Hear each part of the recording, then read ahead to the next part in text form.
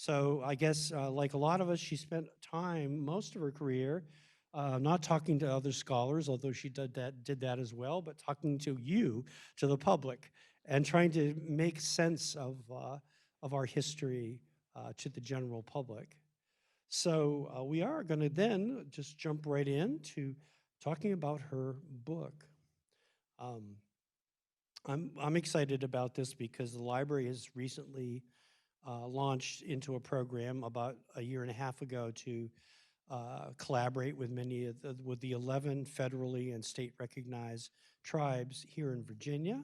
I think we have some representatives from some of those tribes here today, which is great. Um, so it's right on time, and I'll just get started. You ready for some questions? Oh, and you get a part too, so we won't talk too long. Maybe have a conversation about 35, 40 minutes, and then it'll be your turn. We have some microphones on the sides here, and I'm sure Dr. Feller would be happy to field your questions. But mine is, I hope, a pretty easy one, and that is very simple, and that is, what inspired you to write the book?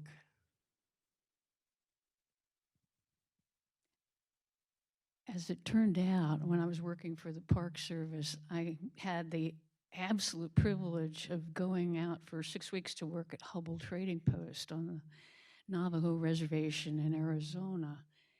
And while I was there, I realized the depth of my ignorance about Native peoples and indigenous cultures. And I got to thinking about the fact that I knew next to nothing about Indians in my home state of Virginia. And then I got to thinking, well, oh my goodness, there's going to be a huge difference between being Navajo in New Mexico and Arizona and being Pamunkey in the Jim Crow South, or what was emerging from the ruins of Jim Crow apparatuses. So I thought, I got to find out something about that. And that's the genesis of this project. And I should say that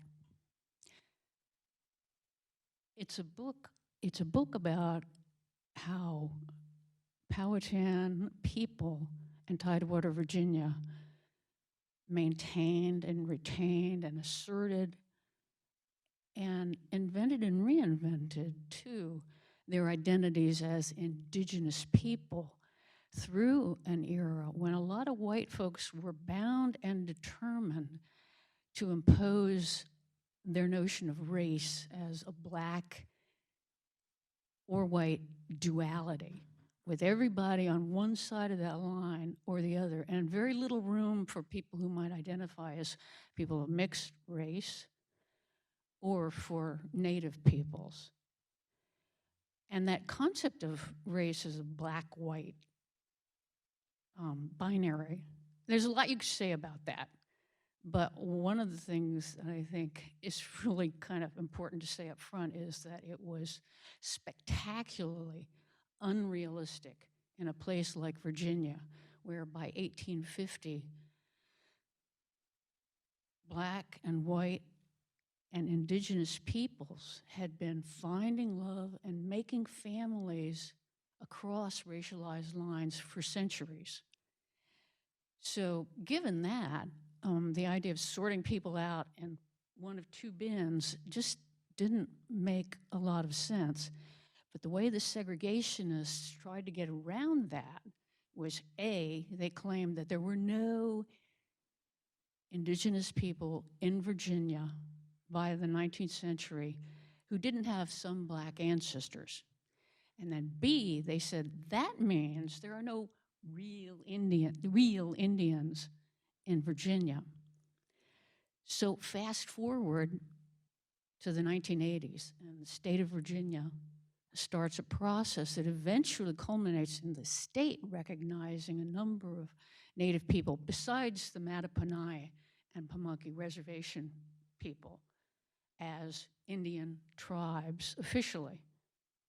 And the question that I thought is really important is, how was it that those people maintained their Native identities through decades of official denial of their existence as Indians, Danielle Moretti Langholz called that administrative genocide.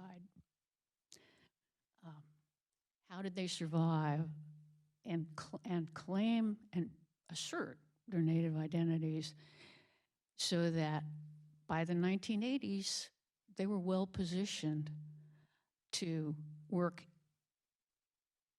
to get even more official recognition of their Indianness. And I think that's a great summary too of really what the book is all about. But you kind of you took a step back into that antebellum period, and of course that's kind of where I wrote my first book, is that period, and we both encountered a very interesting family, the Piermans and their associated family members, kind of based around New Kent County, although they certainly moved around quite a bit. Some of them went up to Canada. Um, and in tune with that problem of a white-black dichotomy that really does kind of prevail still in a lot of academic work. The Piermans were identified, you talk in your book there, one census they're called free people of color, one census they are Indian, another census some of them are white, and in these various historical documents. And it does kind of raise the question is, how should we even interpret this term that we see so often, free person of color, when we're looking at records from, of course, we have many of these records here at the library, from the pre-Civil War era? Free person of color is a term that they used in the early 19th century federal censuses, and later what became more common was using the word mulatto, which the federal census used up until 1930. And it's pretty clear to me that free person of color and mulatto later, both of those terms were used as catch-alls for basically anybody who was not white. So if you were Indian, sometimes the census would just label you as a free person of color. It also depended on what categories the census was using in a given year, but those are weeds we don't need to get into. But free person of color and mulatto could embrace a lot of people who might have identified themselves as Indian or as, white, even if somebody thought they were mixed blood. And I apologize for using ugly terms like that, but historically, that's kind of what we're up against, and these people were up against. So I think mulatto and free person of color in any official document may have absolutely nothing to say about how someone showed up in other official records and other kinds of contexts. And it probably has even less to say about how that person identified him or herself. So if you're looking at census records particularly, have at it, use your imagination and look at the context in which those census records were done. Yeah, I always like to think of this in a very practical way, and that is, you've got a white guy walking around, going to houses, and he's trying to find out who's living there. Much of this is probably his own definition of who these people are, not their definition of who they are. And so that's, if you just think of the simple mechanics of how the census was done, that's kind of obvious. But there is a lot of really unusual stuff. There's a great lawsuit again, an African-American barber who wants to declare himself legally white, because in the antebellum period, by the way, if you were less than a fourth of African descent, you could actually be classified as white officially. But guess what? This guy lost his case, which, and again, in my view, and I know I'd be interested in your perspective on this, my sense is that in the antebellum period, people were whoever everyone else thought they were, right? Whatever that community looked at you as, who knew your genealogy, your lineage, to some degree, as far as the state was concerned, that defined who you were. Right. And I think it's important to notice that there's this weird thing going on in Virginia's laws and in the census criteria that said, okay, you know, you're mulatto if you've got 1/4 of your ancestors who were black. And in 1910 in Virginia, they shifted that to a percentage of 1/16, which meant your black ancestors could be even further back in your family tree and you would still be legally black. But as you know, as Greg was pointing out, that legal language implies a degree of precision and specificity and knowledge that didn't always affect how you were officially labeled in an official record. I doubt seriously, as Greg was suggesting, that any census enumerators, when they were traveling around the county, sat down and said, okay, tell me all about your grandma and your great-grandma and all of that. They didn't. They took a look and they said, you look Indian or you look black to me, and that's what they put in your census record. It wasn't really until the 1960s and 70s that people self-identified in that racial category. And it's also true that, you know, that kind of genealogical precision, okay, what was the race of your great-grandparents was not necessarily available to everyone, particularly in the antebellum period. So let's move forward in time to really the core of the book, which is a new racial regime that emerges after slavery is destroyed, which is, of course, the Jim Crow system. And, of course, the rise of people like Walter Plecker and Ernest Sevier Cox and John Powell. Tell us, let's talk about what this racial thinking that was about, all around in the early 20th century, and how that shaped people's view of Indianness. You use that term, and I think it's a good one. How did it shape that idea in terms of the position of Indigenous people, again, within a legal system that really only recognized white and black? Well, not to get into weeds, but it is true that Virginia law also provided definitions for what made someone mulatto or colored on one hand and what made someone Indian. So there was that, but the way the system worked before, actually, the Civil War, but also after, was that people were lumped together under a category of colored when that might have nothing to do with their community associations or their appearance. But when things got contested, it's true that all that supposedly precise framework in the law of blood quantum, fractions of ancestors, they kind of fell by the board, and they looked not only at your appearance, but also at your associations and your community reputation. So it was a highly subjective process, and since white people were basically in charge, getting to be recognized as an Indian officially in federal or state documents was a haul. And what's impressive is that so many people, even Indian people who didn't live on either of the reservations, they managed to do that. There are instances of people being enumerated as Indian in one census, and then the next census, maybe they're black, maybe they're mulatto, and then sometimes they would turn up as white, Greg would say.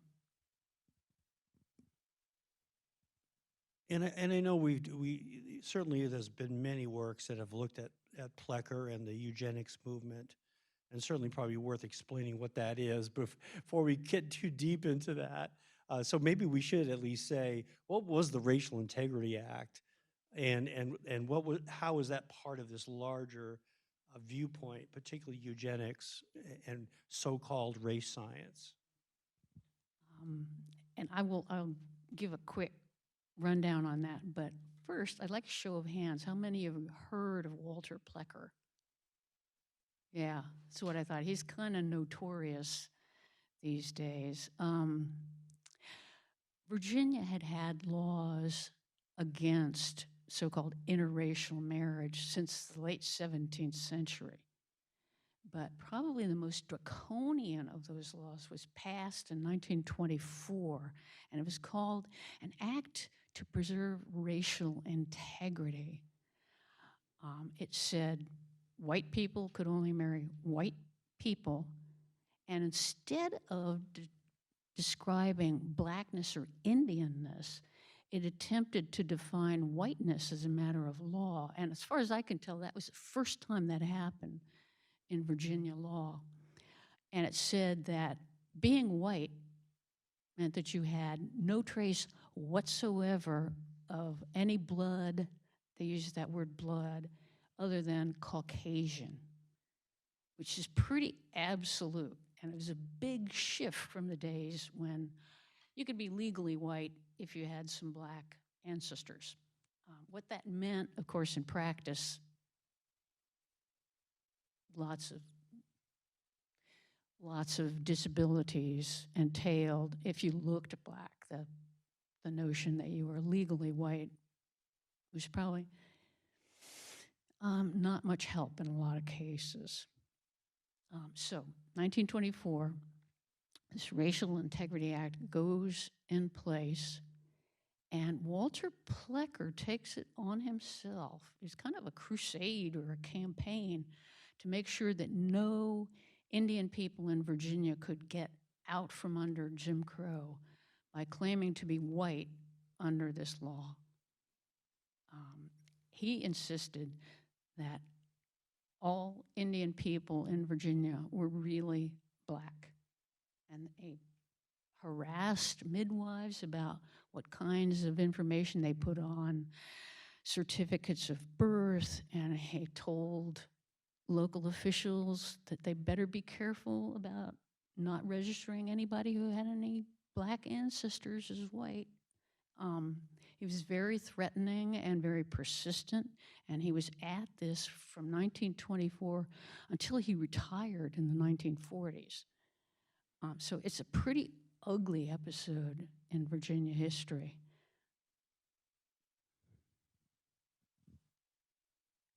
I thought another thing that was really interesting in your book is you talk about two anthropologists who came to Virginia and did really quite a bit of documentation of the tribes in Virginia, particularly in the East.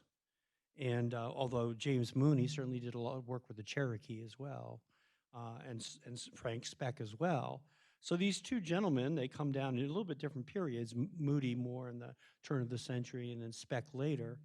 And even though that they, in many ways, particularly Speck seems pretty sympathetic to that there is still a Native identity, and that you can clearly see it culturally. At the same time, he says stuff that suggests how pervasive these views were. One of the things that in your book that really kind of shocked me, because I've always thought he was kind of one of the, I know we shouldn't even say that, right, good guys, is that he said something to the effect, I think it was of the Pamunkey, he said, well, some of them, could pass for white easily. Others, look, I don't know what the terminology he may have used, but black basically. And others could go to the Western tribes and look exactly like Indians, because the benchmark was for what an Indian is supposed to look like was in these Western tribes, right? So it's kind of I had a hard time with Speck, even though he was doing some things both politically and culturally that were sympathetic. Tell us more about your view of Speck. When I first engaged with Frank Speck's work, I got to admit, I was kind of a snotty graduate student, And I was old. I didn't have the excuse of being young. And I was kind of annoyed. I thought, well, he doesn't really have a good grip on the dynamics and fluidity of what happens in every culture, which is change. I mean, after all, if you think part of the problem was that Speck couldn't quite shed the idea that true, authentic native culture was stuff that you could derive from pre-1492 or pre-1607. He always was interested in finding stuff that dated from before European contact between European Americans and native peoples. He couldn't quite shed that. And he couldn't quite shed the idea of native cultures as vanishing as a result, because things change. I mean, after all, no one would expect that we would be dressing like John Smith any more than we should expect Indigenous people to dress like Pocahontas. So he couldn't quite get rid of those things. And he also couldn't quite get rid of the notion of full-bloodedness as an important marker of what made someone Indigenous. But as I read more of his stuff, I came to see that he actually really did understand dynamics of cultural change. And he could see cultures as places of adaptation and confrontation, creativity, and borrowing. And I think that was really powerful in the end, in terms of his understanding, even though he did write things that make you roll your eyes these days. Oh, I'm so enlightened compared to Frank Smith. Well, not really. I came to see the fact that he sometimes behaved as if he knew more about Algonquian cultures than the Powhatan people themselves did. And that's kind of annoying too. And yet I came to understand, I think, that because he was really interested in borrowing, cultural borrowing from, everywhere. I mean, no culture is static, no culture is singular and alone. So he's really interested in borrowings. And I think that probably he honestly saw himself as just one more person who could bring new stuff to a native community in Tidewater, Virginia, and have them try it on. And in fact, I think that some of the stuff he did, well, he kind of even talked about himself as if he was some kind of magician who could bring together the pieces of a scattered and broken culture and help make it more whole. But I think to some degree, the stuff he brought, if he taught Delaware people a dance that was not theirs originally, I think he saw himself as helping out, and in a normal process of cultural borrowing. So there's that. And in fact, some of his activities, I think, really did help some of the tribes in this era of Walter Plecker's depredations to figure out ways to present themselves to non-white audiences in ways that were more convincing to those audiences to show their indigeneity. And then finally, he wasn't just a scholar. I mean, he would write to federal officials and state officials and saying, look, I'm a hotshot anthropologist. I'm telling you that they're really Indians. And it's too bad that his word was taken more seriously than that of the Powhatan peoples themselves at that moment, but it's kind of the unfortunate fact. So I give him a lot of credit for the political advocacy. Another thing that struck me as being, again, you say, kind of inventive. He didn't just look at, say, material culture or things like that.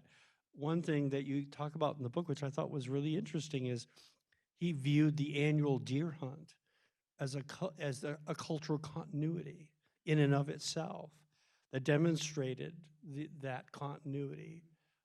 So I did think he did observe things that really were that weren't just appearance as markers of a culture. So I just found him to be a very interesting person in this whole story. What do you, how much information do we even know about how, well, I guess maybe it's more to the point, what did all of this official pressure on Native peoples do to them in terms of how they had to position, you talk about having to present yourself as Indian. What was the effect of Plecker or Racial Integrity Act on the peoples themselves? Well, he went out of his way to sort of harass individuals besides sort of generally proclaiming himself as the person who was policing the gates of who could be Indian in Virginia. And so, when he did things like changing people's birth certificates when they came into Richmond to be filed for official state purposes. So there are a lot of very bitter memories. I mean, that's very clear. And I can't really speak for Powhatan people about how that affected them, but I would say that it might be the case that the episode with Plecker could have fostered a certain level of extra vigilance among Powhatan people in the tidewater to make sure that nothing like that was going to happen to them in the future.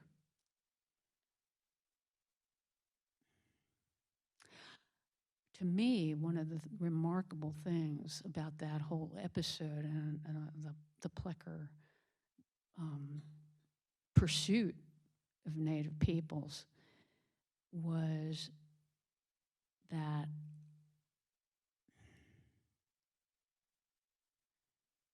what happened was that people figured out ways to build, strengthen community institutions and organizations to build community and family memory of Native heritage from the inside. And they also positioned themselves, because of all of that work, to be able to defend themselves, protect themselves from official denials of their Native identities. So that when 1980 rolls around, they were ready to go, I would say. The groundwork had been laid. And I think it's a demonstration that if you set up a system that's designed to deprive people of economic and educational and political opportunities and tell them whom they may marry and whom they may not marry, people are eventually going to push back. I am not here to say, like Dr. King, that the arc of the universe bends toward justice. But I think in the long haul, and sometimes it's a very long haul, people are going to claim their identities. And when they put in the work and they are persistent and strategic, they're going to make gains.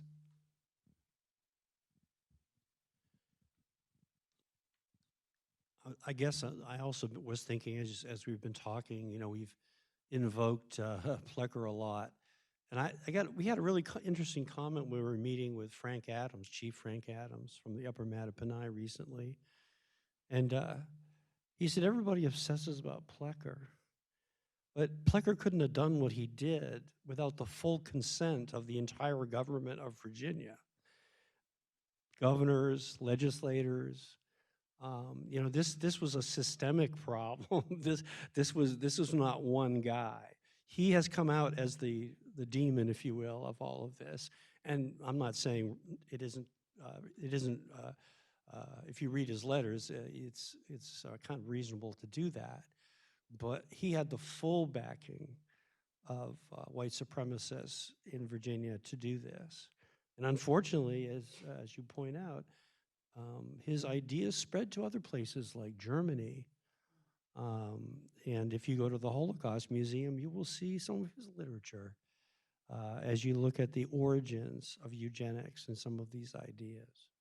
So it's a very sad legacy, but I think the positive is what you just said, and that is the tribes did survive to have federal, in some cases, and state recognition.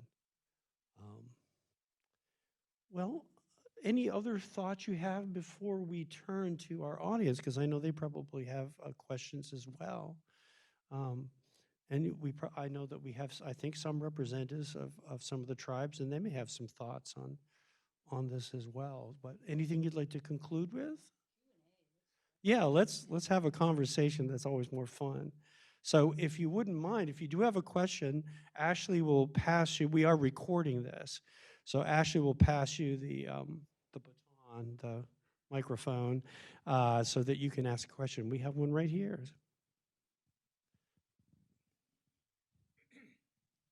Thank you. My question is that, okay, we talk about Walter Plecker, and you just mentioned that it was like, you could tell that he wasn't in this alone. So was the main objective to eliminate the connection with the indigenous people? Was the purpose for the land and, justifying and taking the land? Because if you said that everybody was from, and, came through the transatlantic slave trade and everybody came from Africa, then you're not exactly connected to the land. But if you wipe out the people that was connected to the land, then erasing that connection seemed like it would make it more justifiable. How do you feel about that? That is such a good question. Let me you're asking, was Plecker trying to eliminate Native identities in order to grab land? Great question. And in fact, that whole notion that intermarriages between Black and Indigenous people in Virginia had been used to say that reservation lands in Virginia should be parceled out or sold by the state. There was an episode with the Gingaskin in the late 18th and into the 19th century where their reservation over on the eastern shore was parceled up, and their identity as a corporate Native body was eliminated. And there was a threat in the 1840s when a group of citizens from King William County issued a petition saying they're really not Indians. The state should take their lands and either sell it or break it up. So that was absolutely the case. And it happens in Oklahoma too, although we don't. Oklahoma's a great case to look at when you look at white land grabs. But by the time Plecker came along, there were only these two small reservations left.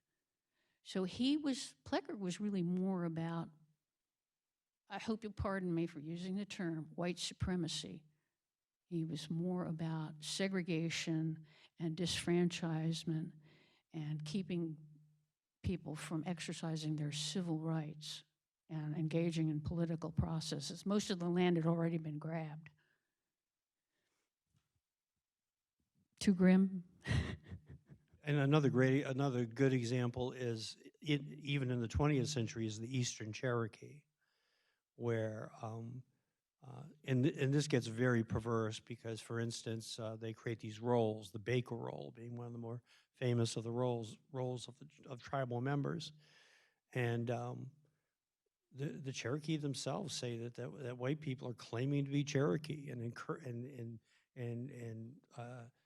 coming onto their lands. And, so unfortunately, it gets ugly in many different ways. And maybe it would be good to talk just very briefly about Oklahoma. When Oklahoma became a state, the state legislature there decided kind of the opposite of what they said in Virginia.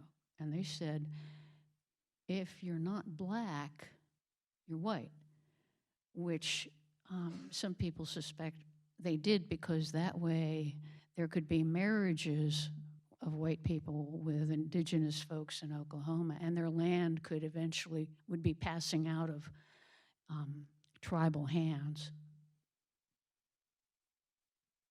I think we have a question over here. Thank you for your research. I have a lot of questions. What was the gentleman's name that you all referred to that basically described him as a self-described great white savior that was testifying on behalf of the indigenous people? The name of that person? Yeah, Speck? Frank Speck. Thank you. And when was he operating? He was a student of Franz Boas, Oh, who okay. was probably the most famous anthropologist in America Yes. after Margaret Mead. And he was at the University of Pennsylvania for quite a while. He actually spent a great deal of time with many Algonquian groups from Canada down to Virginia and learned to speak Algonquian dialects. Very experienced. He was at the museum of the University of Pennsylvania for many years. So what time period was he working? His field work in Virginia was from 1920s into the late 1940s. Oh, okay. Wouldn't it be interesting to see a play of him and Plecker sitting down and talking? Could you take Okay. off your mask? I might Oh, be able to hear you I'm better. sorry. I'm Okay. sorry. All right. So what other, you mentioned a few times census records. What other records did you consult in your research? Oh, well, census records, and I hope if federal census records, the state of Virginia has records about Indian schools, which did exist. Frank Speck's papers are in at least 3 repositories. There's excellent stuff here, which I forgot to mention here in the library about various correspondence between Plecker, for instance, and various governors and other officials. The papers of John Powell, who was one of Plecker's Confederates in advocating for the Racial Integrity Act, are out at the University of Virginia in their special collections, and those are pretty dense. Unfortunately, Plecker's papers seem to have vanished. We don't know. I'm not implying anything bad with it, but he sent copies of a lot of his correspondence to John Powell, so you can get access to a lot of that stuff out in Charlottesville. Well, if I didn't say thank you at the beginning, thank you for your scholarship. And my last question is there any evidence that some indigenous Virginians embrace their reclassification? And I'm thinking particularly earlier, like during the Indian Removal Acts. Have you seen any evidence that some people would say, well, no, you can't remove us because actually we're Black? That's a fabulous question. I don't have an answer for that. It is,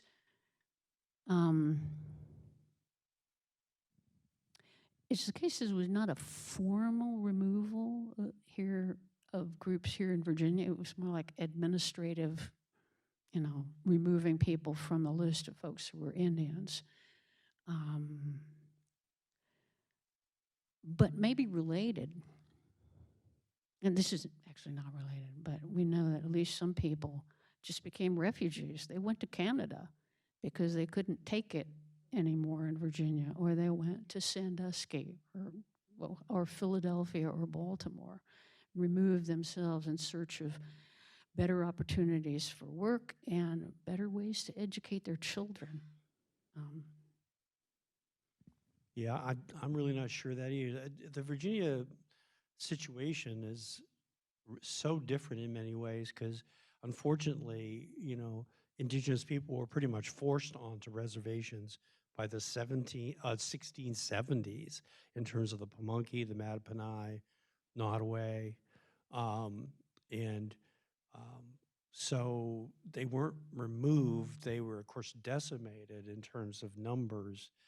Um, some tribes recombined with other tribes, um, and it's just a very different situation than the removals of the Cherokee and others.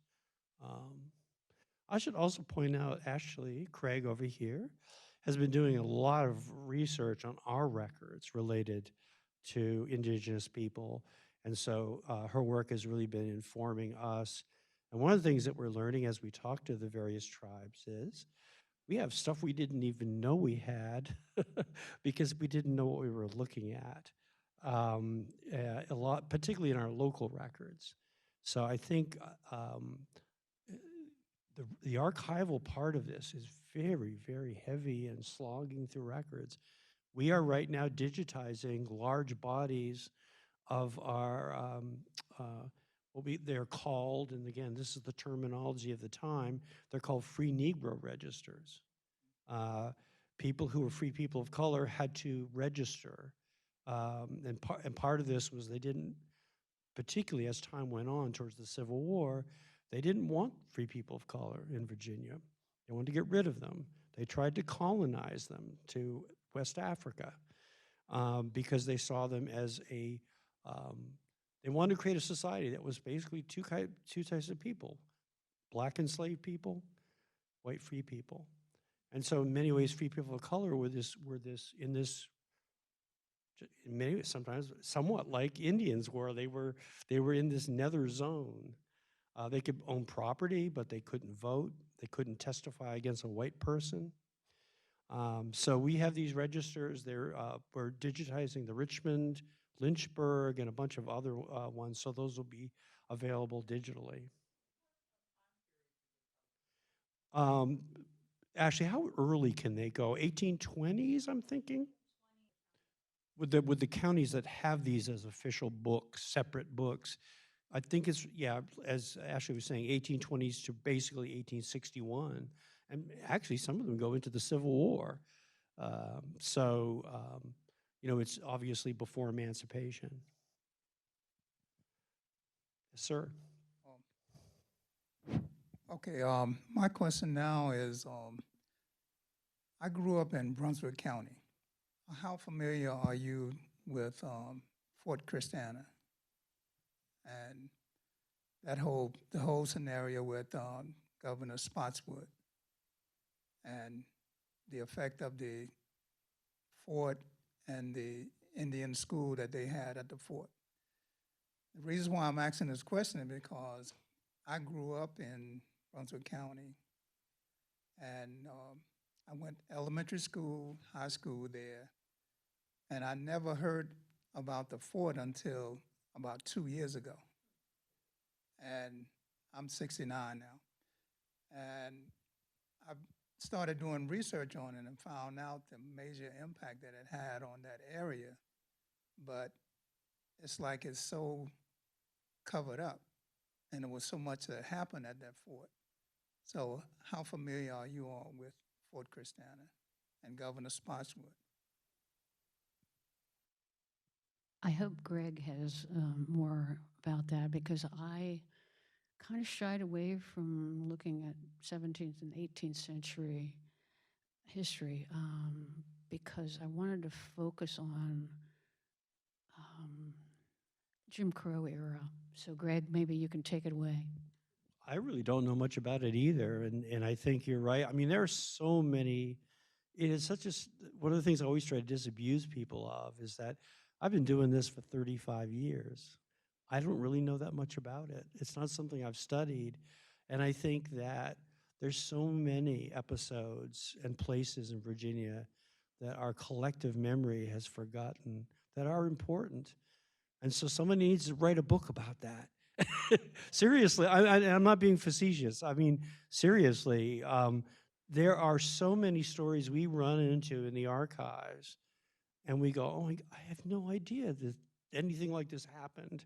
I was just at a conference in New Kent County, where I live, um, and found out about a gentleman who was an enslaved person born in Africa in the 17th, early 17th century, who apparently came up with this is very well documented, came up with a treatment for something that was fairly common, which was venereal disease. And he basically used his knowledge of this to leverage his freedom because the governor of Virginia wanted to know how he was doing this. I never heard of this guy. I mean, there are so many stories like that. Many colonial records were destroyed in the Revolution, during obviously the Civil War. So there are huge gaps. There was a big fire when the capital was in Jamestown that destroyed many of the 17th century records. So is some things that, which is also very frustrating. We just will never know. I just want to say there is a book. John Kinslow wrote a book about the fort and the tribe because it was said that it was 23 different tribes that the fort was affiliated with. This was in 1714. This is this is Ashley's book. You will find as you do research into the records here in Virginia, not just of the past, but even it's a lot better now. But before, any kind of history pertaining to Native people was all hidden, and it was hidden purposely. And as a tribal person here, I can tell you, even into 2007, our stories were removed from all press. Did not want to hear, did not want them revealed. And so, that's one of the things that has driven me. I'm chief of the Rappahannock tribe, and we are now digitizing our archives of hundreds of letters from Walter Plecker and different federal agencies that he was working with, to be able to protect those documents for future generations so that they know always the fight that we had to maintain our identity. And I'm doing exhibits now. So I did a couple of I did an exhibit on Walter Plecker last year for the General Assembly opening, because so many of our assembly people have no clue of this history. When we went to Congress to get our federal recognition, congressional people were blown away, that we couldn't go to school in Virginia until 1964. And before that, we all had our own private Indian schools. It wasn't legal. And so this history is not, and there's lots of colonial history, but there is contemporary history, like you have written about. I commend you for writing on this, because it's been something that has been in my heart to write on, but I haven't had time. One day when I retire, I might do it. But primarily, our history has been hidden on purpose. Thank you, Chief Richardson. Thank you for coming. Do we have any other folks who would like to ask questions of our author? We do have books available if you'd like to buy one and get it signed by Dr. Feller, but still want to open it up to see if anyone else. Yes, right over here.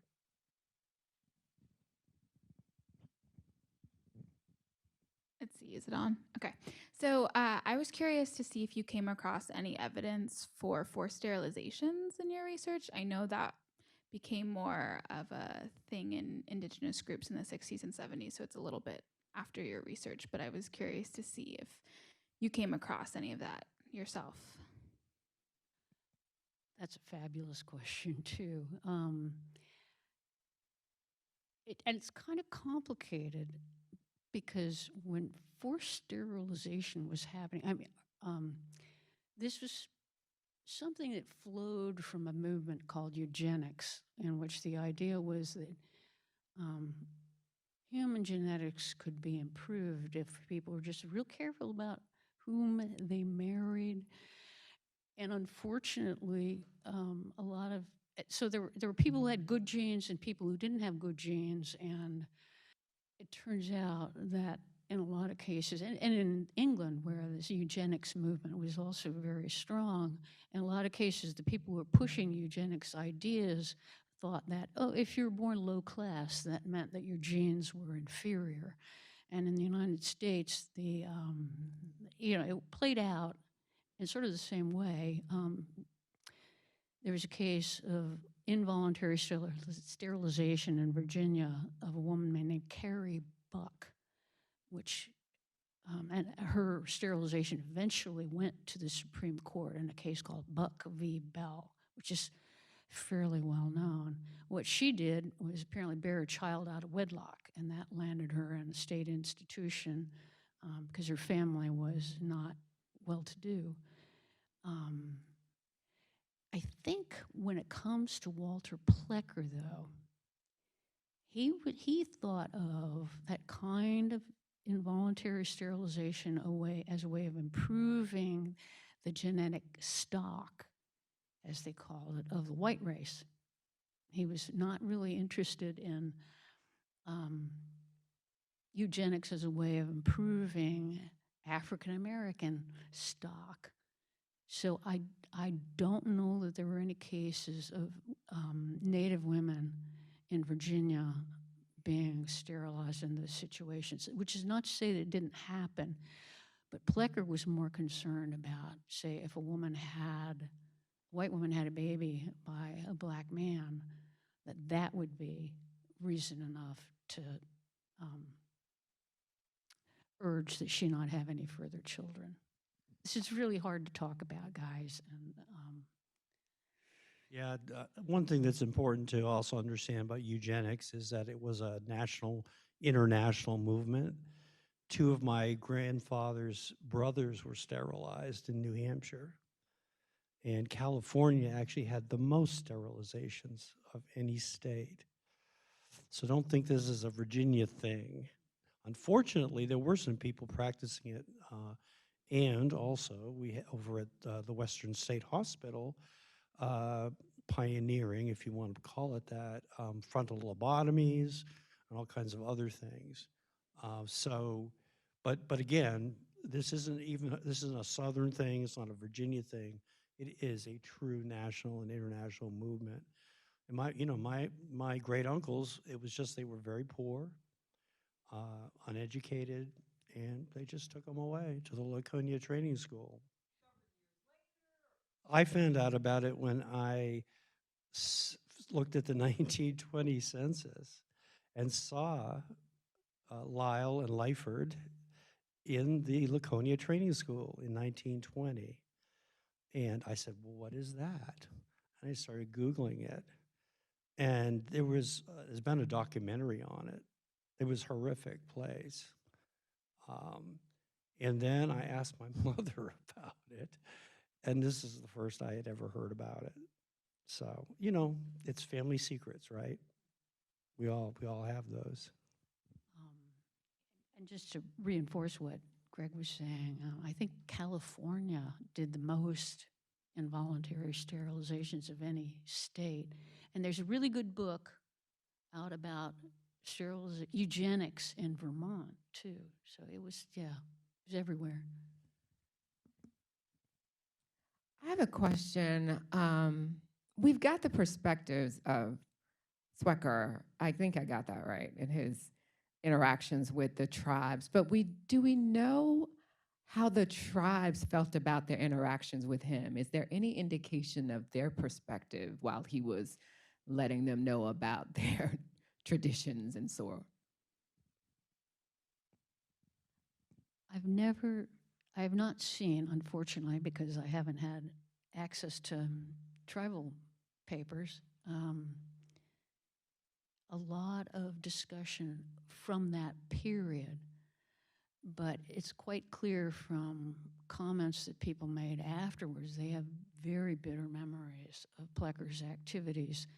And so you got present day testimony about how painful this episode was.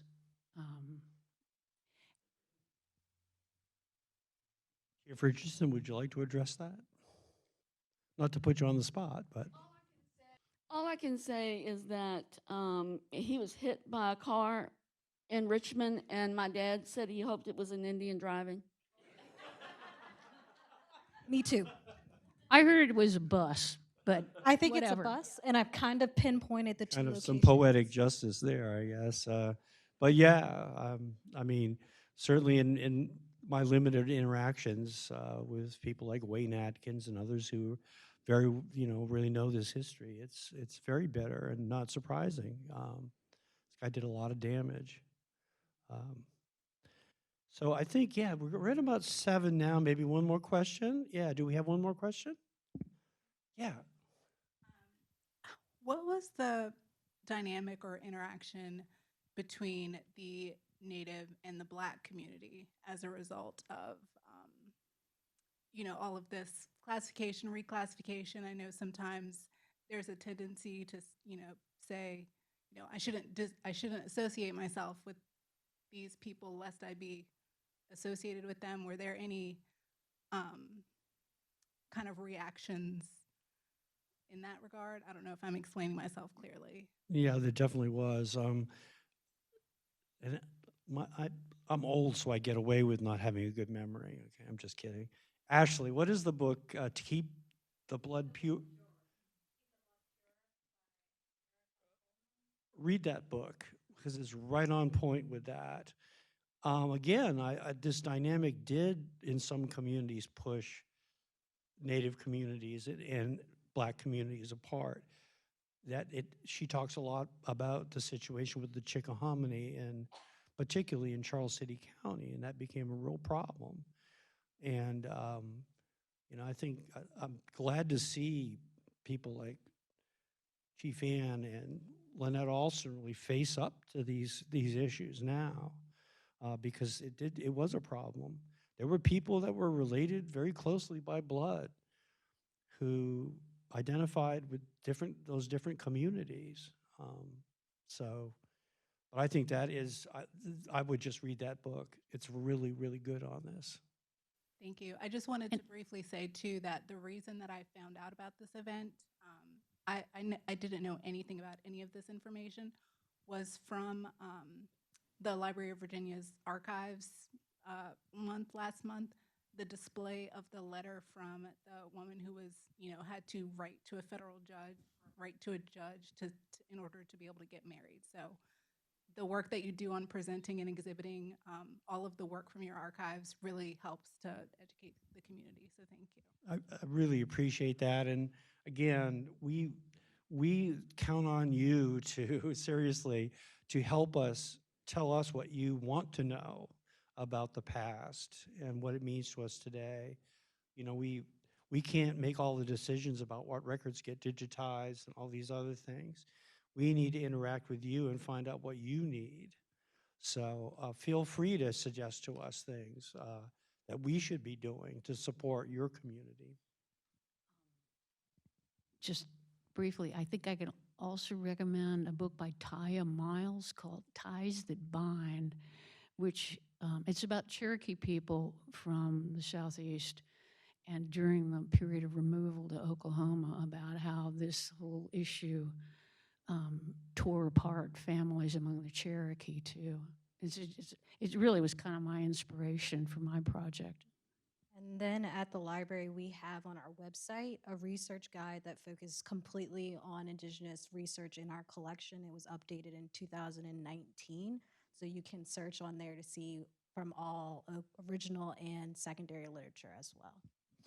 And on that note, that's a great note to wrap up on, and to also, again, invite you to obviously talk to Laura out a little bit further as we go out to do the book signing. Ashley's done a great job. She's been creating this enormous database of materials. So you're going to have to revise that probably in at least another year, Ashley, right? But it is really good. It's good to have particularly our younger staff members who are continuing this work. And, you know, it doesn't matter whether we have the records. What matters is, can you access the records, right? So that's what we're about. And I really appreciate you all coming out. Let's give our author one more round of